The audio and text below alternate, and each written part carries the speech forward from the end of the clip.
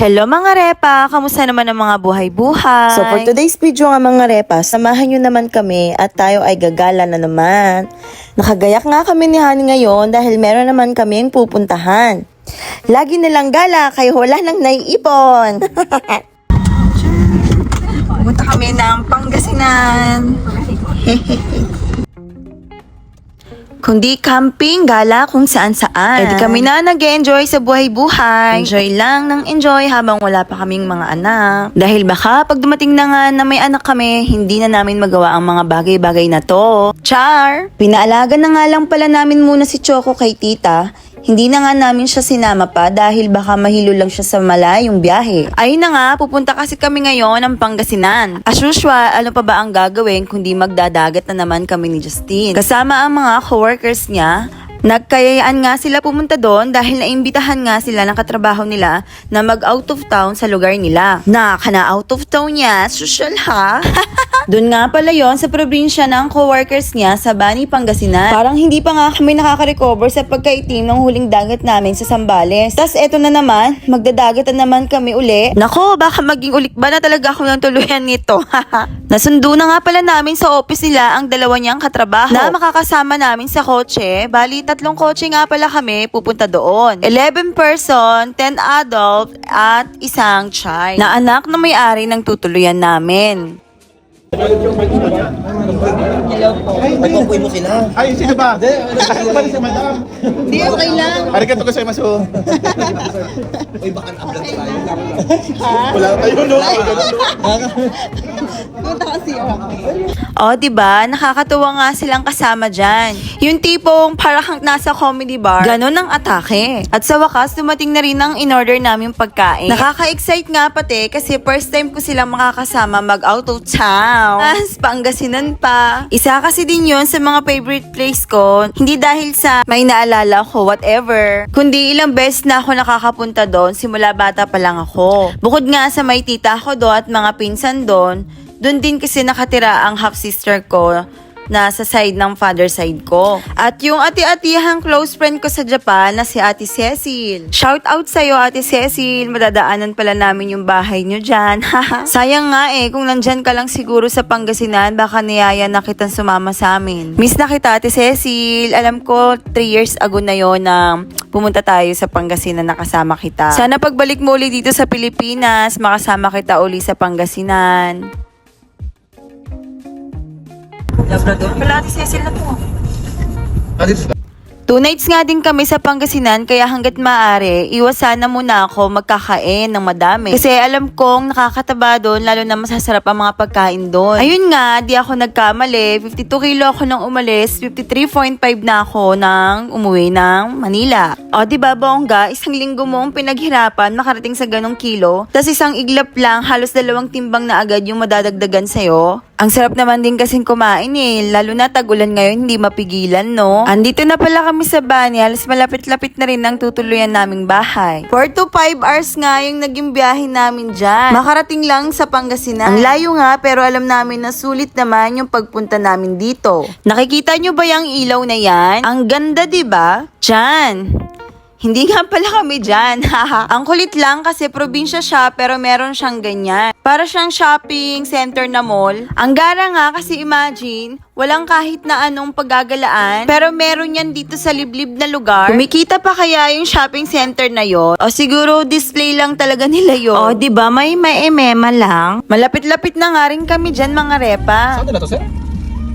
Dati wala pa yun. Parang ganito din yung saan. Papasok. Di ba? Kung dila ko sa tanggol dito, wala na yun. Tanggol? Yung city, sir. Ito po si Pearly. Ito si Ford dito. Nakarating na rin nga kami sa tutuluyan namin. Mga 3:30 na madaling araw ng mga oras na yan. Sa pag-stop over pa lang nga namin kanina, pinag-uusapan na nila na pagkadating pa lang ng bahay, magsashot na daw agad ng alak. Wala na daw tulugan. Ganon po kami katalamak sa alak. Ming-ming! Tapos na nga kami magbaba ng mga gamit namin sa kotse. Nakita ko itong kuting na to, napaka-cute. Snabera siya, hindi siya namamansin. Kaya kinuha ko yung loob niya. O, diba? Close na kami. Ang ending, inumaga na kami natapos mag-inuman. Mga 9 o'clock na din yon. Grabe, diba? Halos inabutan na lang talaga kami ng pagtilaok ng manok. Pero kami ay gising na gising pa ng mga oras na yan. Alive na alive nga sila dyan, mga repa. Ikaw ba naman nakailang baso ka ng kape sa McDo habang nasa biyahe kami? Ewan ko na lang kung di ka maging dila 24 hours. Kumain na nga muna kami ng breakfast dyan bago matulog. Halatang may mga amats na yung mga itsura namin, no? 10 na nga kami nakapagpahinga. 3 to 4 hours lang ang tulog. Para pagising nga namin, may energy na kami mag-swimming sa dagat. Nagising nga ako ng mga 1 ng tanghali. 2 o'clock nga ay pumunta na kami ng dagat. Stop over muna kami dahil magpi-picture taking muna. Napakaganda nga ng tanawin dito. Para bang makakalimutan mo lahat ng problema. Nakarating nga kami dyan, mga 2:30 na rin. Halos 20 minutes lang naman papunta doon kapag kinotse. Napakaganda nga ng makikita mong mga tanawin dyan. Aakalain mo parang hindi Pangasinan. Para kang nasa ibang lugar. Ganun yung vibes niya. Basta napakaganda. At ayan, sa wakas nakarating na nga kami dito. Napakaganda nga ng beach na to. Grabe no, napakaganda nga ng mga dagat dito sa Pangasinan. Ang linaw ng tubig at ang pipino ng mga buhangin. At in fairness, dito nga sa napuntahan namin white sand na rin siya. Pangasinan nga yung mga napuntahan kong maraming dagat. Dito nga pala yan sa Manang Junis Cottage. Dito sa lugar ng Abagatanen Beach, Agno, Pangasinan. Nag-avail nga pala kami ng kwarto dyan na good for 12 person na nga ang pwede sa room na kinuha namin. Maganda nga na mag-accommodation ng room para pwede kang makapagpahinga. Malalaki na rin ang space ng kama nila. At pwede ka pang magluto. At may sarili na nga rin siyang toilet at shower room. Pero meron din naman public toilet sa labas at mga public shower room kung magka-cottage lang naman kayo kapag pumunta dito. Kami kasi nag-rent hanggang 9 o'clock lang ng gabi. Since meron nga kaming pag-i-stayhan na bahay, dun nga kami mag-overnight. Pag kumuha nga pala kayo ng room, libre na dyan yung cottage. Sobrang linis nga ng lugar na yan. Siguro yung mga kalat lang, yung mga dahon na tuyo, at ilang mga bato-bato. Pero ayun nga, napakalinis. Makikita nyo naman dyan na sobrang puti ng sun. Grabe nga guys, ang ganda dito. Masasabi mo nga ang sulit yung binayad nyo dito. Maganda nga isama ang buong mong pamilya or kaya magkakabarkada. Or pwede rin na mag-date kayong dalawa ng jowa mo. Piling honeymoon kayo dyan sa dagat. Parang katulad namin. Na parang kala mo ay nag-honeymoon. Sobrang gamit na gamit nga namin yung dagat na yan sa pagko-content. Sobrang ganda naman kasi kahit saan mong tignan, mapadulo, mapagitna, or mapakanan kaliwa. Kaya ano pang inaantay nyo kung kayo ay taga Pangasinan, pumunta na din kayo dito. O kung galing kayo ng Manila, dumayo na din kayong katulad namin. Kasi promise guys, hindi kayo magsisisi sa pagpunta nyo dito. Tignan nyo pa lang yung dagat. Napakasarap sa pakiramdam. Paparampampam. Paparapampam.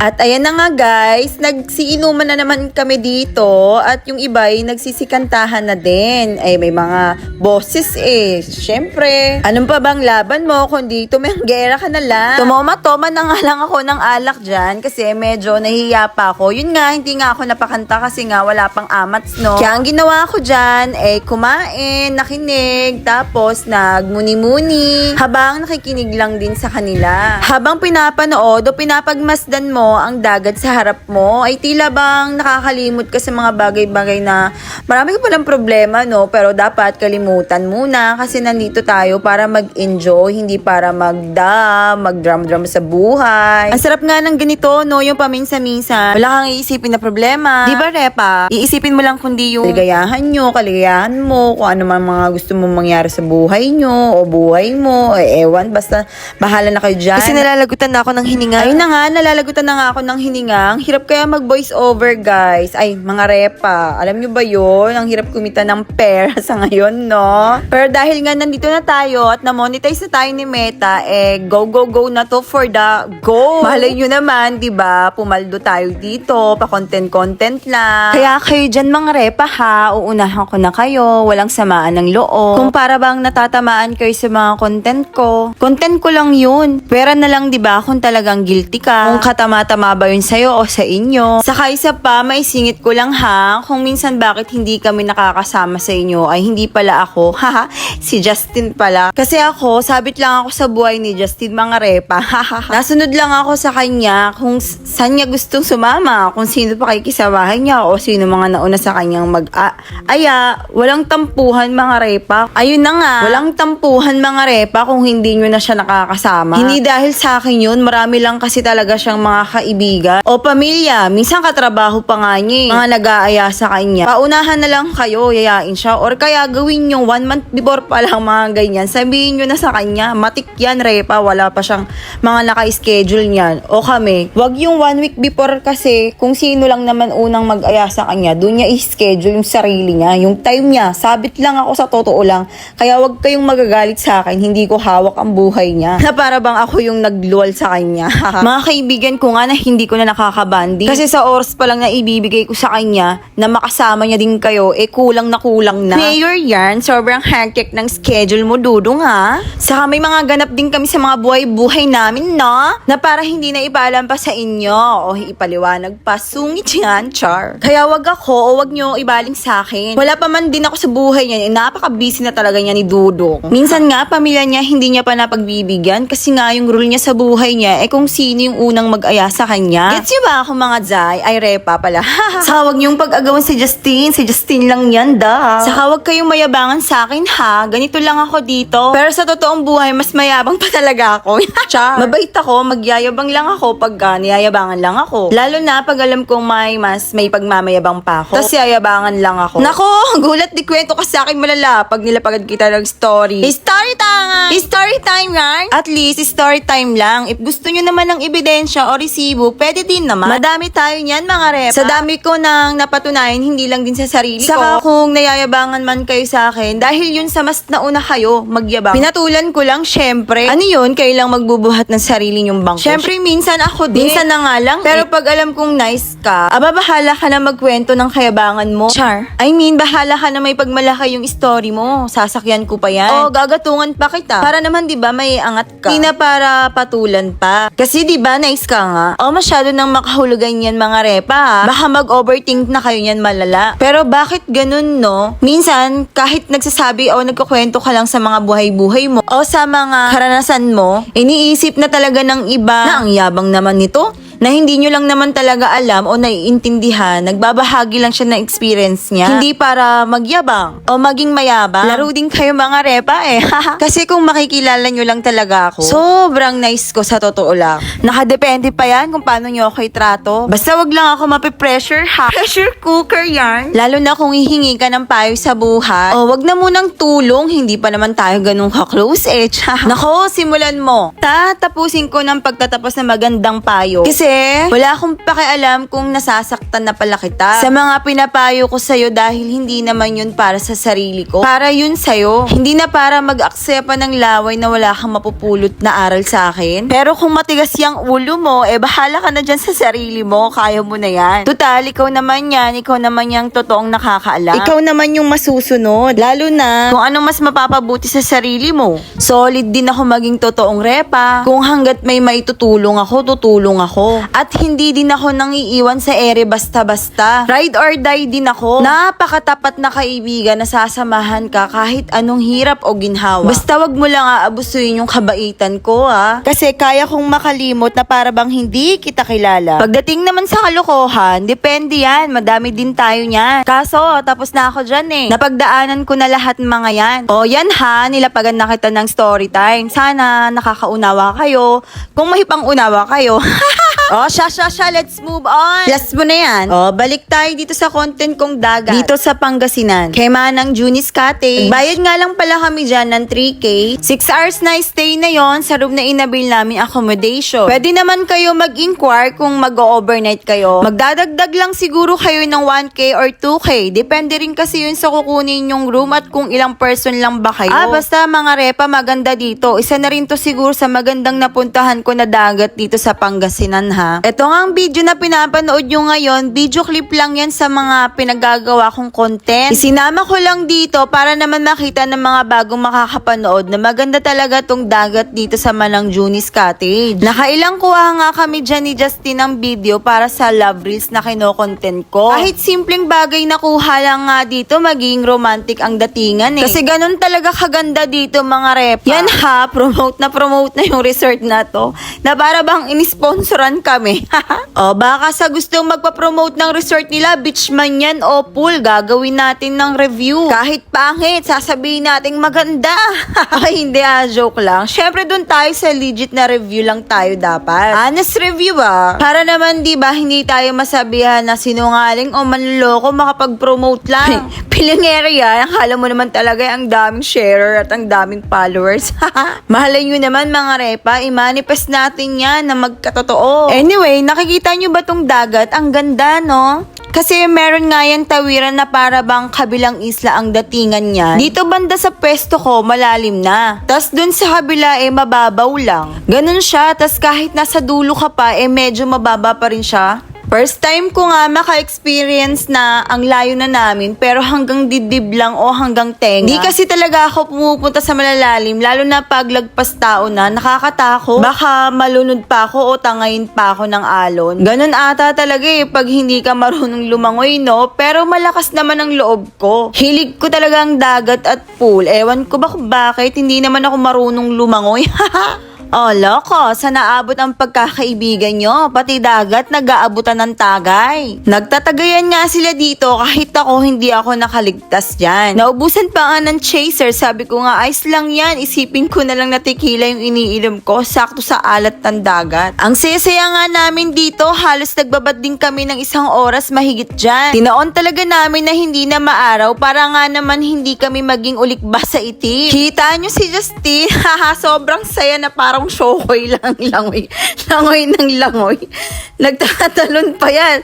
Sinalubong yung alon na parang kala mo isang sirena. Oh, loko, kala mo makakaligtas ka sa tagay Sirena ka pa dyan, langoy ka pa dyan. Oh, inom. Oh, kala mo makakaligtas ka sa tagayan na. Oh, kunwari pa yan, tinapon niya lang. Ay, papulas-pulas pa yan sa tinapon. Pataas-taas ka pa ng kamay, kala mo makakaligtas ka. Wala nga nakaligtas sa pamilyang yan. Lahat gana sa lina ng alak, yung bahay alak namin. Pero yan, inuubos na lang talaga namin kasi kanina pa kami nagiinom. Actually, kagabi pa. Pero, hindi kasi ako masyadong nagiinom dyan pa-content.